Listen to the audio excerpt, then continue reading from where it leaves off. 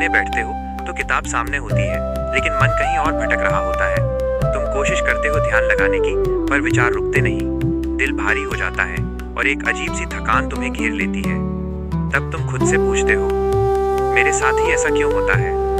ध्यान से सुनो, तुम न कमजोर हो, न आलसी हो, और न ही तुम्हारे अंदर कोई कमी है। तुम बस इंसान हो, और इंसान होना कोई अपराध नहीं होता। असल में तुम मुझसे पढ़ाई का हल नहीं मांग रहे।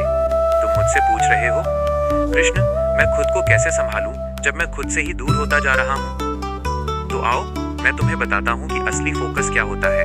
फोकस का मतलब ये नहीं कि तुम जबरदस्ती किताब को घूरते रहो। फोकस का मतलब है अपने अंदर उठ रही बेचैनी को पहचानना और उसे प्यार से शांत करना।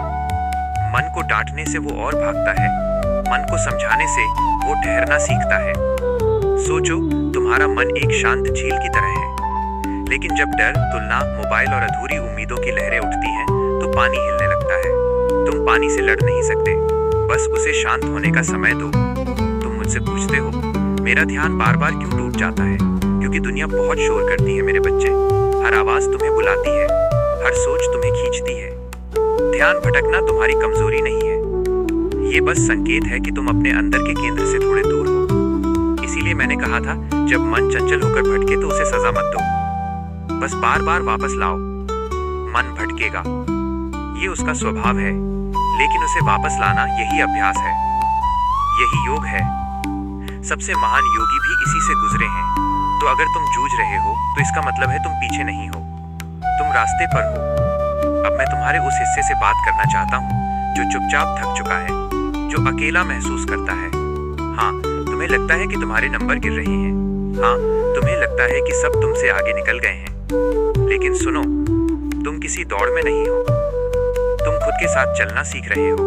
हर फूल एक ही समय पर नहीं खिलता। अपनी कीमत मार्कशीट से मत तौलो, बस खुद से इतना पूछो, क्या आज मैंने ईमानदारी से कोशिश की?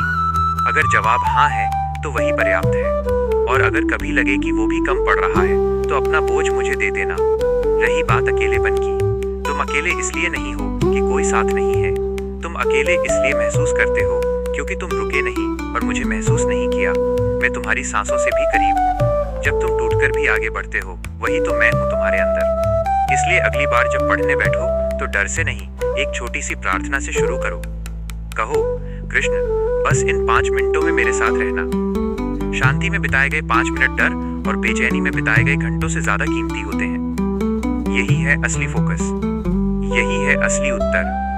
तुम्हारा संघर्ष तुम्हारी हार नहीं है, तुम्हारा ओवरथिंकिंग तुम्हें कमजोर नहीं बनाता।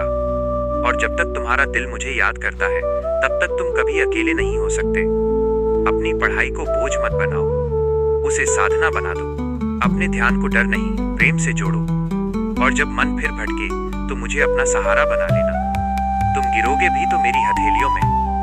अब आंसू पोंछो, किताब उठाओ और फिर से शुरू करो। अंकों के लिए नहीं, मेरे लिए। मैं हमेशा तुम्हारे साथ हूँ।